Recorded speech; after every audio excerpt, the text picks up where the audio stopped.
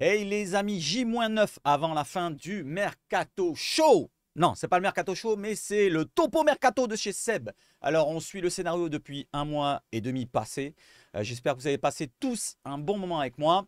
Et on continue aujourd'hui pour une nouvelle vidéo. Alors, il y a du positif et du négatif. Vous avez vu dans le titre de la vidéo, c'est marqué 2 recrues à venir. Avant la fin de la semaine, logiquement, il devrait y avoir 2 recrues de plus et qui pourront, pourquoi pas, être là directement dimanche, sur le terrain. On va voir qui c'est, on va voir qui c'est sur quel poste surtout. Les amis, avant de partir, comme d'habitude, l'abonnement, tchac, le petite cloche, le petit like, le petit commentaire et le petit partage, très important. Allez, pourquoi pas, on n'a pas atteint encore 1000 likes. Si vous pouvez atteindre les 1000 likes, franchement, ça serait super. Voilà, ça serait super aujourd'hui parce que c'est une superbe vidéo. Vous allez voir ce que vous allez voir. D'ailleurs, ce soir, peut-être qu'on se retrouve surprise sur un live surprise sur Twitch. Ceux qui veulent venir, parler avec moi. On va parler un petit peu tactique et on va aller sur un site, même 2 sites différents, pour faire des animations ensemble si vous voulez. Et on parle bien sûr du mercato. On va parler du mercato. Je vais vous montrer sur la fin de cette vidéo-là comment on va fonctionner plus ou moins. Je vous ai fait une petite animation, vous allez voir, c'est plutôt marrant. Un but, pourquoi pas, ou pas but, pardon. On y va tout de suite les amis, sur l'introduction. Et let's go!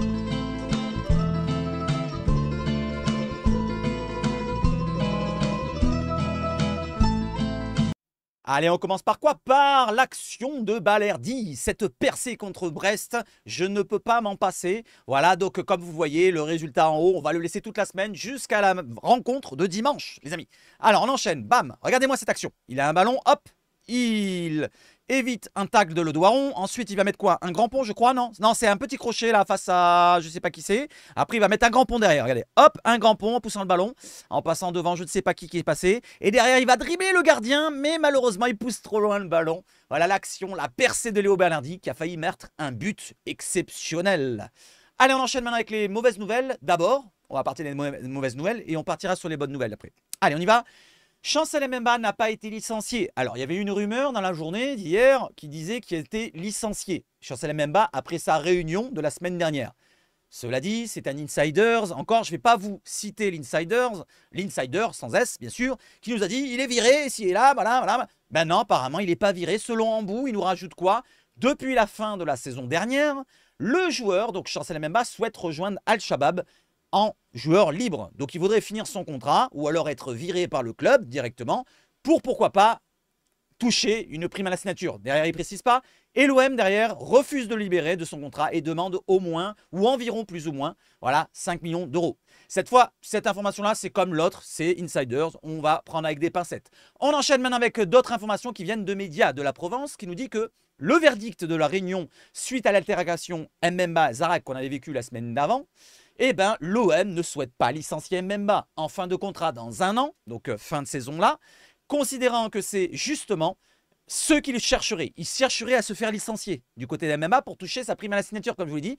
Il a plutôt été sanctionné, voilà sa sanction, il a été plutôt sanctionné sur une retenue de salaire de 14 jours. Donc la moitié d'un mois, au lieu de toucher, je sais pas, je donne un chiffre, 300 000, il va toucher que 150 000 ce mois-ci. Voilà pour Chancel, c'est la sanction qu'il a reçue pour son altercation, ses insultes et ses doigts d'honneur. Allez, on enchaîne.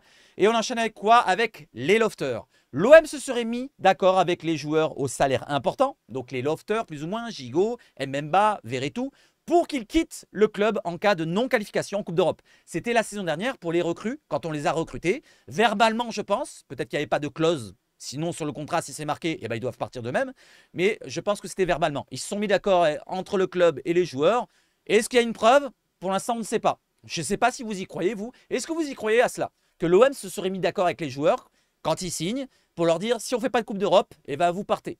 Est-ce que vous y croyez à cette information-là? Moi, je suis entre deux. Si un joueur n'aide pas le club et se moque de nous, on ne fera aucun cadeau. C'est au club qui dit ça. Derrière, on va regarder la formation qui continue. Les dirigeants ont aujourd'hui en tête de ne plus jamais tendre la main aux joueurs qui resteront à Marseille à 1 an de la fin de leur contrat, tout en ayant refusé des offres intéressantes. Le bras de fer se poursuit entre les lofters et le club. Voilà, c'est les joueurs qui restent 1 an de contrat, Mbemba, Gigot et Verretou, qui ne veulent pas partir, enfin, qui n'ont pas accepté les offres venant du Qatar ou d'Arabie Saoudite pour certains, ou alors peut-être de Russie pour un autre, ou alors d'un autre club en Ligue 1 pour un autre aussi. Mais pour l'instant, ils sont toujours au club. Et ils vont peut-être attendre l'année prochaine pour recevoir peut-être la prime à la signature sur un gros contrat qu'ils auront l'année prochaine. On verra bien. Allez, on enchaîne sur autre chose. Ça, je l'ai mis. Ça, je ne l'ai pas mis.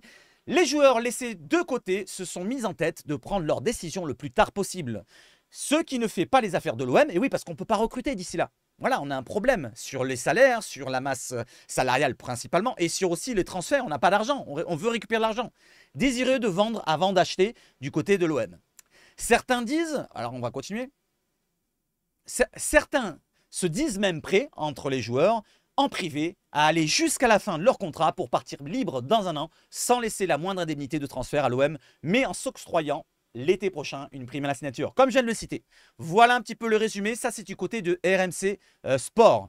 On continue, la dernière information du côté de Samuel Gigot. Il estime s'être toujours battu pour l'OM.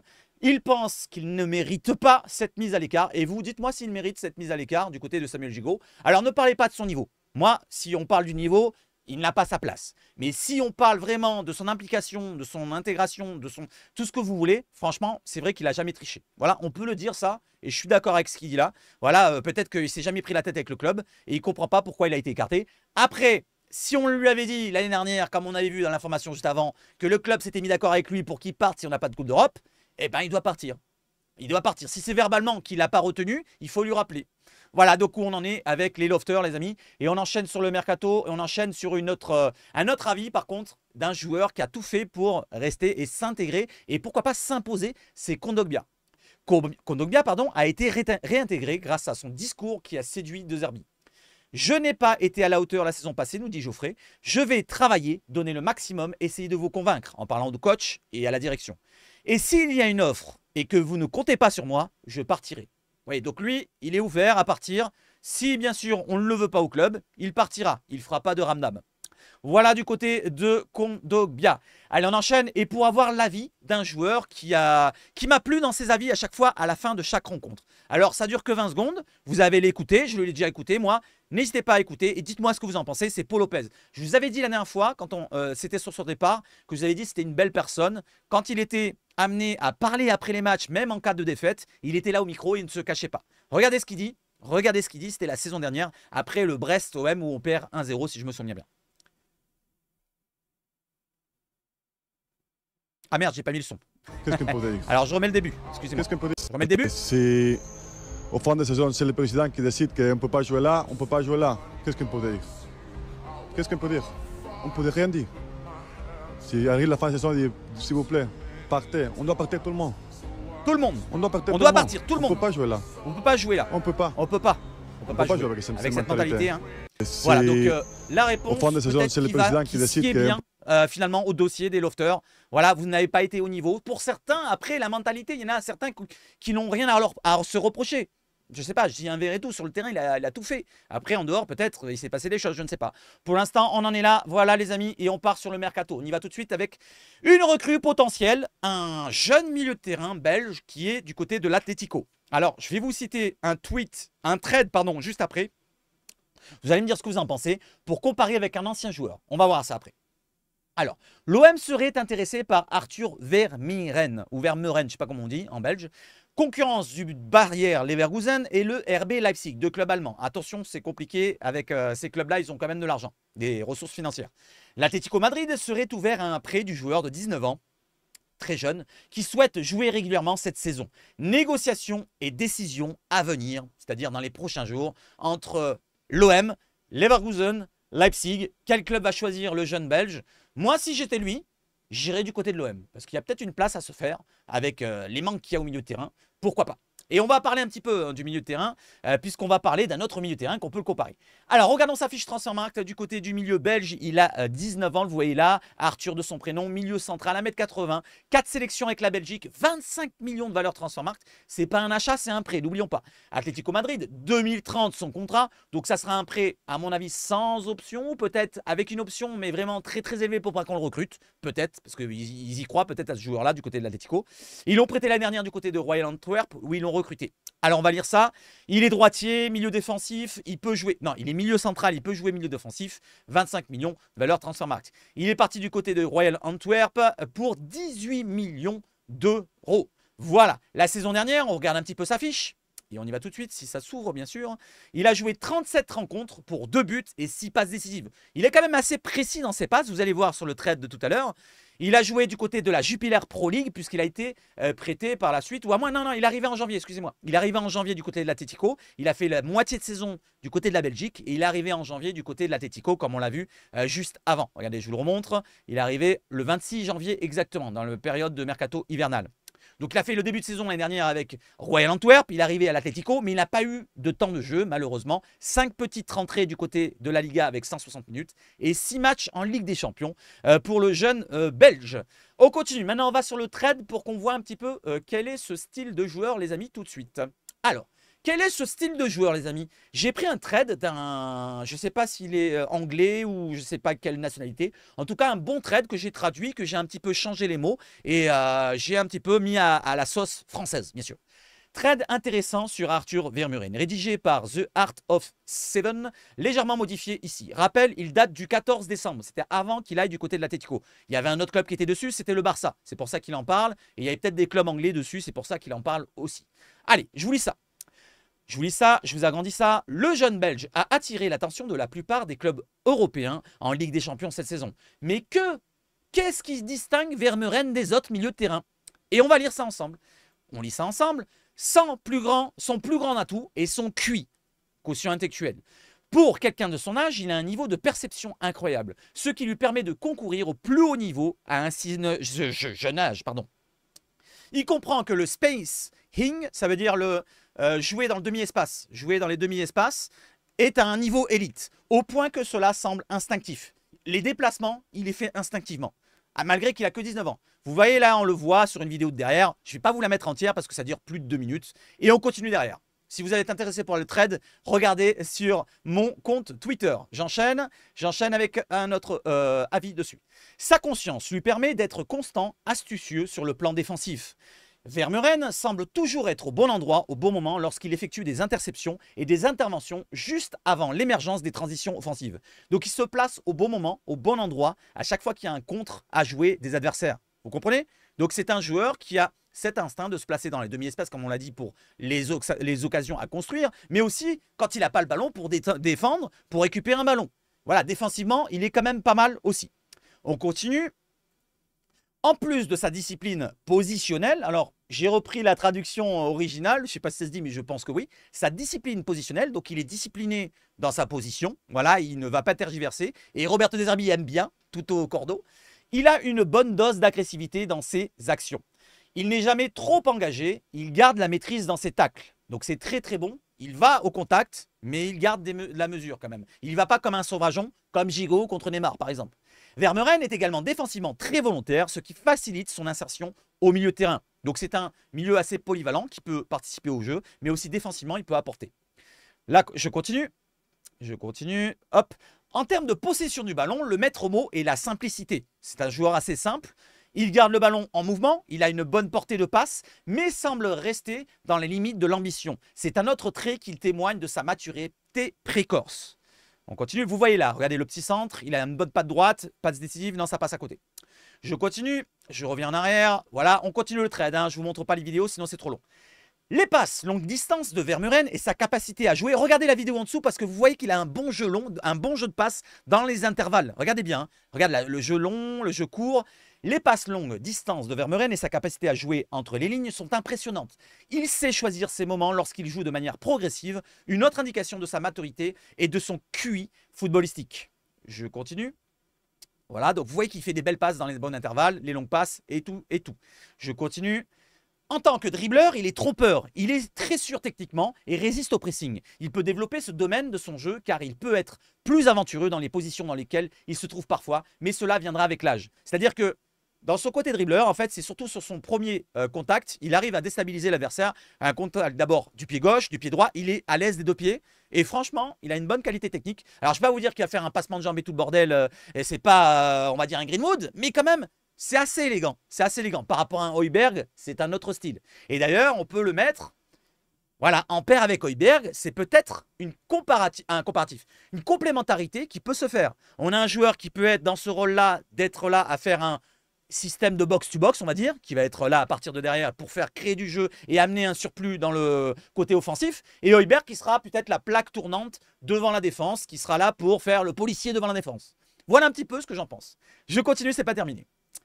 Physiquement, il n'a pas un énorme gabarit, il fait que 1m80. Mais il utilise chaque centimètre de son corps à bon escient. Il utilise intelligemment en dribble, mais il se fait dominer dans les airs. Là, c'est un point faible. Jeu aérien, c'est pas son point faible. Derrière, il aura d'autres joueurs qui viendront l'aider, comme les joueurs défenseurs, les joueurs au milieu de terrain, et Højbjerg, on en parlait, et les autres joueurs à côté. Je continue. Il ne possède pas d'atout physique exceptionnel, mais il est difficile à intimider avec le ballon en raison de sa conscience et sa capacité à penser plus vite que la plupart. C'est-à-dire qu'il a un temps d'avance avec les autres. Un petit peu comme, je sais pas, je vais prendre un joueur. Vous vous souvenez de Zidane? vous pensez, je pense que vous connaissez Zidane. Zidane, il avait un temps d'avance sur les autres. C'était qu'il regardait d'abord ce qu'il avait à faire. Après, quand le ballon il arrivait, il savait ce qu'il avait à faire.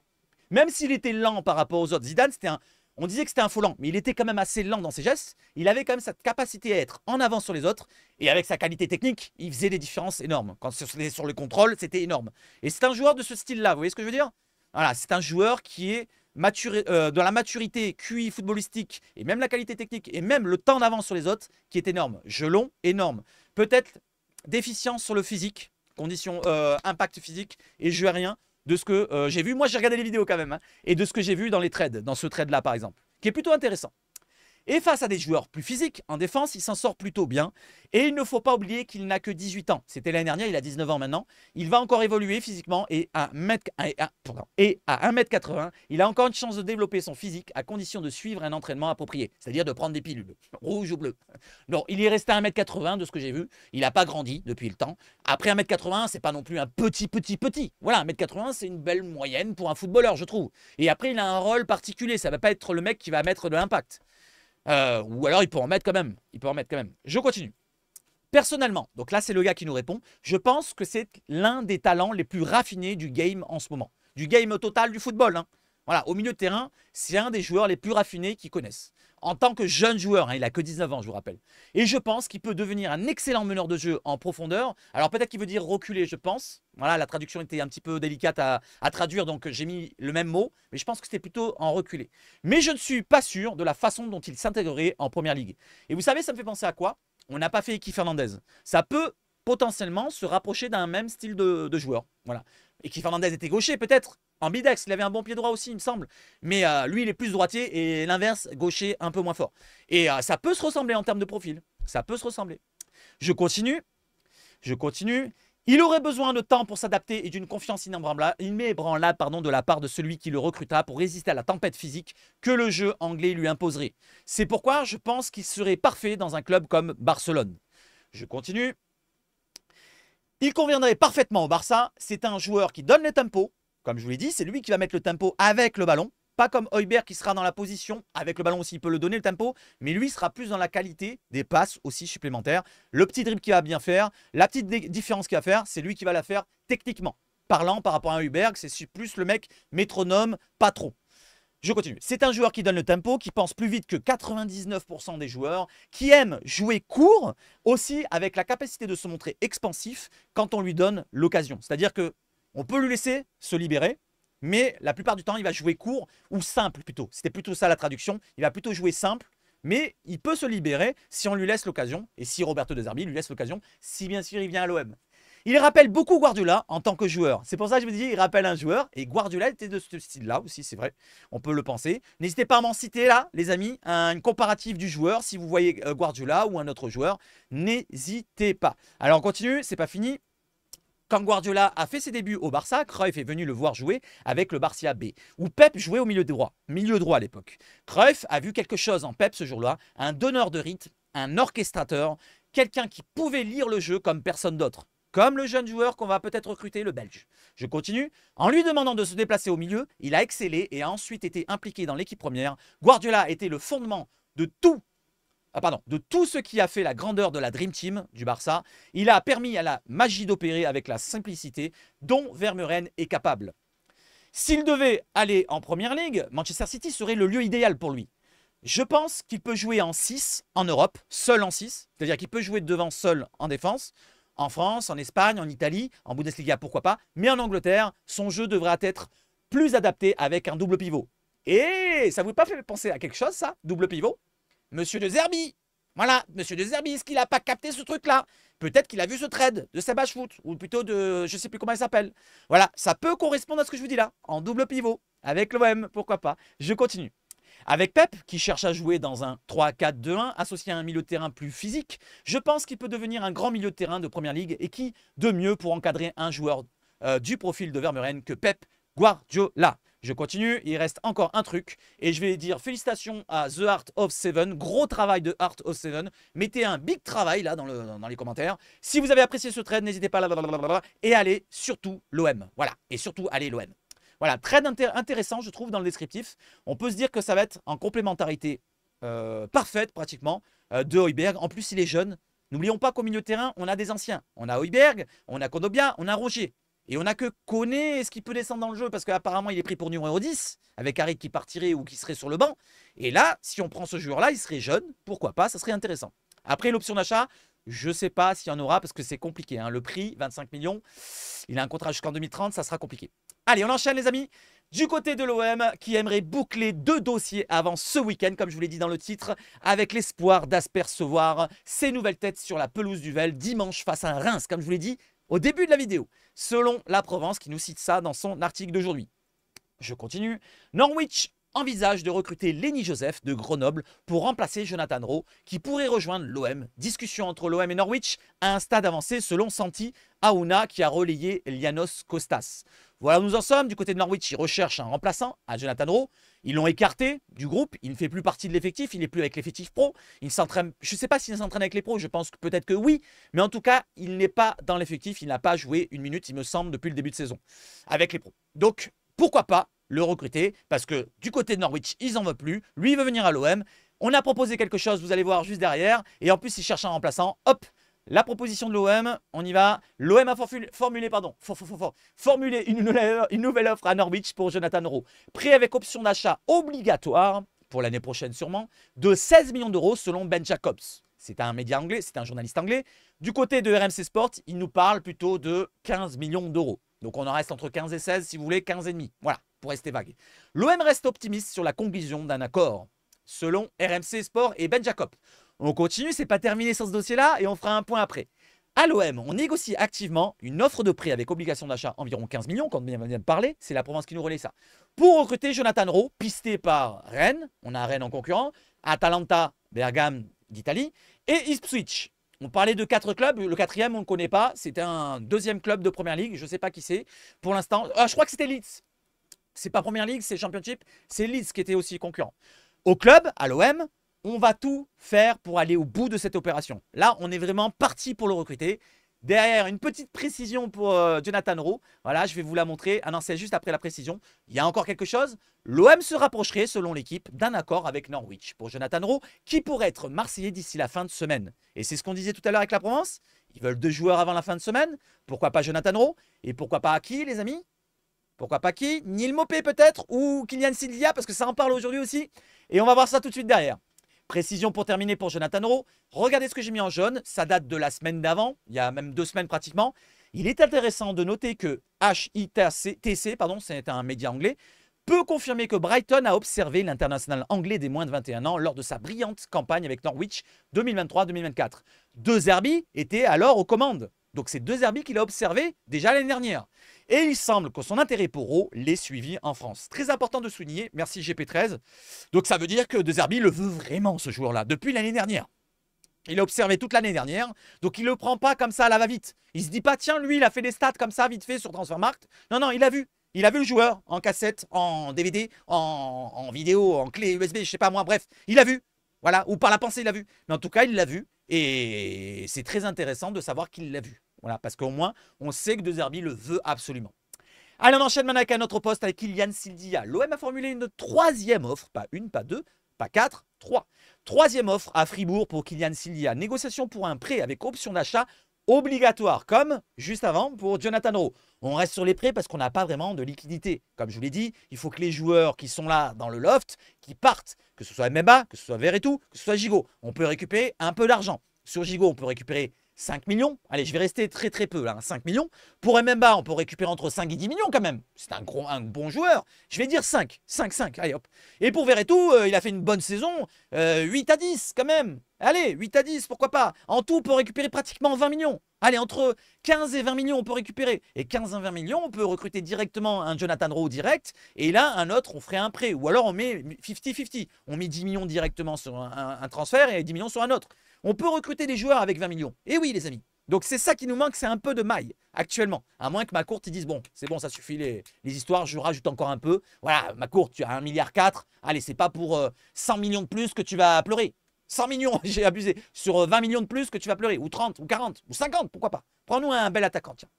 Alors, Kylian Silia, je vous lis la truc. On a formulé une troisième offre. Négociation pour un prêt avec obligation d'achat. Fribourg a ouvert la porte à un départ.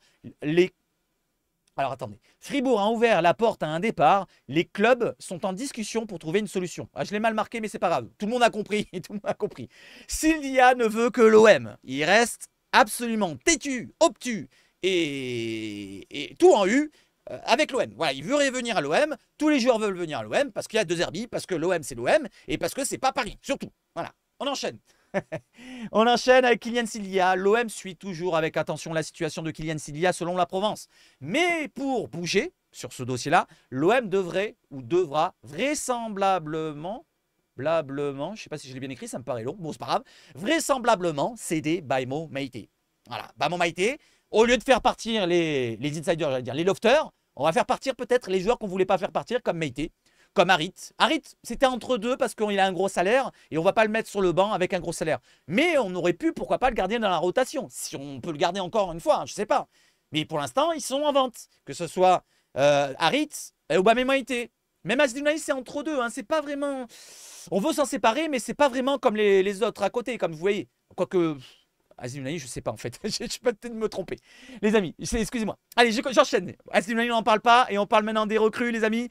Exit pour Sildia et on parle maintenant exit pour celle-là aussi. Cité dans les pistes de l'OM, Martin Satriano va s'engager à Lens sous la forme d'un prêt avec option d'achat sur certaines conditions. Et comme il dit Kevin, on rate rien. Non, c'est pas lui, non, c'est un autre qui m'avait dit. Bon, bref, j'arrive pas à lire le message. Il m'avait dit, c'est vrai que l'Inter, il voulait nous le vendre directement, transfert sec. Et comment ça se fait qu'ils acceptent du côté de Lens un prêt avec option d'achat? Je sais pas, peut-être qu'il y a un prêt payant, peut-être c'est un prêt payant.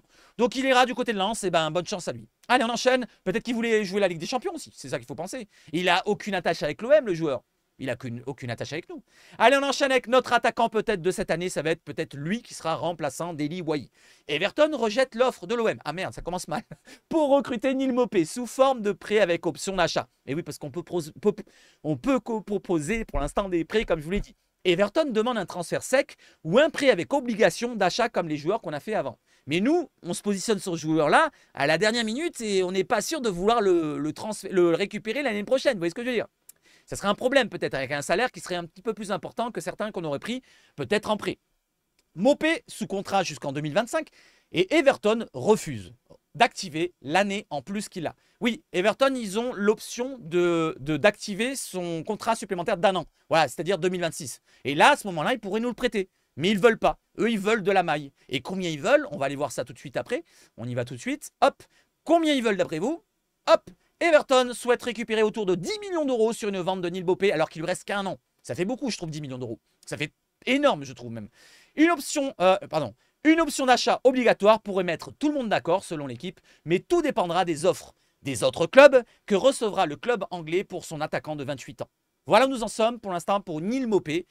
Pour Satriano, c'est terminé. Neil Maupay, on va voir, peut-être que ça a bougé encore. Peut-être que Everton veut s'en débarrasser et ils vont lui prolonger d'1 an et ils vont nous le prêter avec une option semi-obligatoire, on va voir, peut-être, voilà. Et derrière, peut-être pas à 10 millions, mais peut-être à 7-8 millions. Voilà, une obligation d'achat, 7-8 millions, à condition que l'OM termine en Champions League. Peut-être, ça peut se faire. 7-8 millions, bon, imaginons il est mauvais, en fin de saison, on termine en Ligue des Champions, et ben on aura perdu 7-8 millions, malheureusement. Bon, après, on essaiera de s'en séparer, comme les autres joueurs qu'on a essayé de se séparer jusqu'à présent, qu'on n'arrive pas. Voilà pour Neil Maupay. Du côté de Kylian Sidia, pour l'instant, on attend d'avoir un peu de maille pour proposer, pourquoi pas, un peu d'argent. On va voir si Fribourg accepte le prêt, mais ils ont l'air d'être ouverts. Du côté de Norwich, ils ont l'air d'être ouverts à un prêt, donc ça a l'air d'être chaud, artichaut. Donc, Soit ça sera, je pense que la première recrue, ça sera Jonathan Rowe. Voilà, l'orienté, on n'en parle pas aujourd'hui. Jonathan Rowe, ça sera peut-être la première recrue, donc l'orienté, on abandonne, je pense. Ça, c'est mon avis, hein, c'est ce qu'on voit qui traîne. Après, ça sera entre Sildia et Mopé. Je pense que Sildia ne viendra pas pour l'instant, tant qu'il n'y aura pas un départ d'un défenseur droit, c'est-à-dire soit de Meïté, soit de Lirola. Lirola, il n'est pas sur le départ, on n'entend rien. Ou soit Murillo, on n'entend rien non plus parce qu'il n'est pas sur le départ et on ne le met pas sur la liste des transferts. Donc, s'il n'y a pas de départ de Meïté, je ne pense pas que Sildia viendra. Donc ça sera Jonathan Rowe et Neil Bopé. Ou un autre attaquant. Pour l'instant, un autre attaquant. Et je ne dis pas non encore pour Lucas Ocampos. Non, je déconne. Bon, je vais arrêter avec Lucas Ocampos. Si vous avez d'autres attaquants à me citer, des attaquants pas comme Ben Yedder, pas comme ci, pas comme là, ne me citez pas des trompettes, voilà, qui ont des gros salaires, voilà, qui ne peuvent pas venir à l'OM. Ne me citez pas des Anthony Martial. Citez-moi des concrets, voilà, avec un salaire entre 100 et 200 000 maximum. Et encore, c'est très très élevé, 200 000. Et qui peut, pourquoi pas, dépanner en tant que remplaçant. Pas titulaire, pas meilleur qu'un Eli Wahi. On ne peut pas prendre meilleur. On ne peut pas prendre meilleur. Voilà, ça faut se le dire. Allez, j'enchaîne avec quoi les amis? J'enchaîne avec le recrutement. Voilà, si ça se termine comme on vient de le citer, eh ben, ça pourrait ressembler à ça. Ce à quoi pourrait ressembler l'effectif de l'OM à la fin du mercato OM. Sans compter les jeunes qui devraient compléter le groupe. Ça, c'est moi qui l'ai rajouté, la prévention pas mis. Sternal, Abdallah, Lafont, Selami. Et j'ai mis 3 petits points parce qu'il pourrait en avoir d'autres. Et vous avez les noms. Donc, il y a Rouli de l'Ange pour les gardiens. J'ai oublié Blanco, mais il est blessé actuellement, on ne le met pas dedans, c'est pas grave. Murillo, Sildia, ils le mettent à la place de Meïté, parce que Meïté est parti, vous voyez, il n'est plus dans l'effectif. Balerdi, Brassier, Cornelius, Merlin, Kondogbia, Rongier, Kondogbia est toujours là. Rongier, Heuberg, Greenwood, Carboni, Le Koné, Luis Enrique, Ro, Wahi et Mopé. Pour moi, il manque toujours un milieu de terrain et un arrière gauche pour être concurrent de Merlin. Pour moi, il manque toujours 2 postes là. Si on me dit que oui, revient, c'est pas mal pour ailier gauche. Allez, ça nous fait Luis Enrique Hero sur le côté gauche, c'est pas mal. Si Mopé vient, même si c'est pas celui que je préfère, ça serait en concurrence avec Wahi. Même si Wahi est supérieur, il sera devant, il sera titulaire. Si Koné et Carboni sont le numéro 10, Harit est parti. Vous voyez pas dans l'effectif, là, il est parti. Unai, il est parti. Vous voyez pas dans l'effectif aussi. Verretou et Memba et Gigot ne sont pas là non plus. Donc ils sont partis où ils sont à l'écart. Et derrière, il nous manque un milieu de terrain, moi je trouve. Parce qu'on a Rongier, Kondogbia, Heuberg. Il nous manque un milieu de terrain. J'en fais 3 même. Kondogbia, Rongier, Heuberg. Peut-être que Lafont peut dépanner. Mais j'aimerais bien avoir un quatrième vraiment, comme le petit jeune qu'on parlait juste avant dans le trade. Et côté gauche, Merlin est tout seul. Cornelius ne peut pas jouer vraiment le même rôle que Merlin. À moins qu'on joue différemment quand Cornelius ou Brassier jouent côté gauche. Voilà, ou alors Murillo peut dépanner. Et il n'y a pas de Lirola. Par contre, Lirola n'est pas dans le groupe là. Il n'est pas dans le groupe. Allez, donc j'enchaîne maintenant avec quoi? Je vous montre ce que je vous ai promis. C'est le petit côté tactique qu'on verra peut-être ce soir. Alors, j'étais sur ce site-là. Ça s'appelle tacticeasy2coach.net. Voilà, exactement. Ça, c'est une image arrêtée. Voilà, je me suis dit, est-ce qu'on peut faire des animations? Et bien là, sur cette image arrêtée, non. En fait, on peut faire des images arrêtées, des images non arrêtées, animations ici et là. Ça a l'air d'être vachement poussé. Je découvre petit à petit et on peut passer des bons moments ensemble. Là, par exemple, si on se fait cette compo-là, c'est la compo qu'on pourrait avoir pour le prochain match, pour dimanche. Pour l'instant, hein, j'ai mis une compo au hasard avec Wahi en pointe, Enrique à gauche, Greenwood à droite, Harit, Kondogbia, Heuberg, Merlin à gauche, Brassier, Balerdi, Murillo et Rouli au gardien. J'ai mis 9 et 9 pour Greenwood et Rouli parce qu'ils ont 9 sur les derniers matchs. J'ai mis les buts, voilà, pour les 2 ballons ici et là. Par contre, on peut faire une animation et vous allez voir l'animation que j'ai faite. Regardez bien. Alors, faites attention en haut à la date. Il y a marqué quoi? 27 octobre 2024 à 22h40 au Vélodrome. 1 but partout. Qu'est-ce que c'est exactement?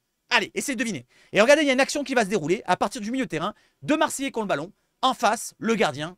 Qui est ce gardien-là? Vous allez voir à la fin de la vidéo. Alors, il y a une petite animation que j'ai faite. C'est dégueulasse, mais vous allez rire peut-être. Allez, 5, 4, 3, 2, 1. Regardez bien jusqu'au bout. Ça dure 10 secondes, même pas. Allez, 5, 4, 3, 2, 1. Go! Hop! Regardez, hop! La passe. Frappe. Et golasso! Il va au coin! 2 buts à 1. On est content pour l'OM!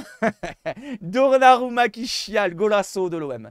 Voilà, ça fait plaisir, une petite animation. Et on fera des animations pas comme ça, hein, plus précises, tactiques, avec tous les joueurs sur le terrain, comment ils se déplacent sur le terrain ici et là. Un petit peu de cette manière-là, que j'ai regardé sur un autre site. Voilà, c'est un peu plus basique sur ce site-là. Il n'y a pas les joueurs en forme. Mais si on fait, regardez, si je vous fais un petit peu ce schéma-là, c'est le schéma qu'on a actuellement avec Roberto De Zerbi. Quand Merlin passe en milieu de terrain et que le numéro 6 passe à côté du numéro 10. Vous avez vu? Quand on a le ballon, on passe en 3, 4, 3, 2, 4, 1. Voilà, on passe en 3, 2, 4, 1. Voilà, Merlin, c'est le numéro 3, il passe devant la défense à côté de Heuberg. Un autre système, c'est celui qu'on a vu du côté de Brest. Celui-là, c'est celui qu'on avait vu dans les matchs de prépa. C'est celui-là, avec Lirola, le numéro 3, qui était monté à la place d'Enrique et Enrique qui était repassé un petit peu dans l'axe à côté d'Aminarit. Ils se sont pas gênés parce que ça a bien fonctionné, mais ça a fonctionné comme ça le système. On partit en 4-2-3-1 et ça fonctionnait comme ça. Là, ce truc-là, ce schéma-là, on peut le faire avec le site que je vous ai montré juste avant, d'une autre manière. On fera ça ensemble, on découvrira ensemble. Ce soir, si je lance un live, ça sera sur Twitch. N'hésitez pas à venir nombreux sur Twitch ce soir à partir de... J'ignore au hasard, 21h, un truc comme ça, 22h peut-être. Ça sera tard, on se fait un petit live tard comme ça, tranquille. Voilà, d'une ou 2 heures, tranquille. Peut-être même avant, entre 20h et 22h. Voilà, peut-être. Voilà. Tenez-vous au courant, mettez la cloche sur Twitch si vous voulez venir. Et n'hésitez pas à venir nombreux. Allez, on rafraîchit toute la page. Voilà, let's go cacao. Qu'est-ce qu'il y a de nouveau? Tchac, on va chez Sebash Foot. Non, on va chez Fabrizio Romano pour voir s'il y a une dernière information. Alors Fabrizio, qu'est-ce qu'il nous a mis? Chelsea, Joao Félix, Lukaku, ça ne nous intéresse pas. Je pense pas qu'il ait mis quelque chose de nouveau. 3 heures, je descends, ça c'est pas chez nous, non. Non, ça je l'ai vu tout à l'heure. Je l'ai vu tout à l'heure, il n'y a rien de nouveau. On va aller voir chez OM Transfert. Il n'y a rien de nouveau. 8 heures, non. BOM, nos collègues, non, ils sont pas là. BOM, ils sont où? Ils sont là. Logiquement, il n'y a rien. Logiquement, il n'y a rien de nouveau. Voilà les amis. Voilà les amis. J'espère que vous avez passé un bon moment avec moi. Moi, en tout cas, j'ai pris plaisir à faire cette vidéo-là. Et si ça vous plaît, eh ben, on se retrouve ce soir pour un moment tactique et un moment mercato, les amis. Donc, ça va être une fourchette très large. Soit on commence à 20h, 21h ou 22h. Voilà, à peu près. Voilà, entre 20h et 22h pour le début. Et minuit environ pour la fin, si on va jusque-là. Allez, vive le foot chez Sebash Foot et on se retrouve ce soir ou peut-être demain matin si je lance pas de live. C'est pas sûr hein, sur Twitch, mais activez la cloche. Si vous êtes abonné sur ma chaîne Twitch, activez la cloche. Comme ça, vous êtes au courant. Vive le foot chez Sebash Foot et surtout, allez l'OM!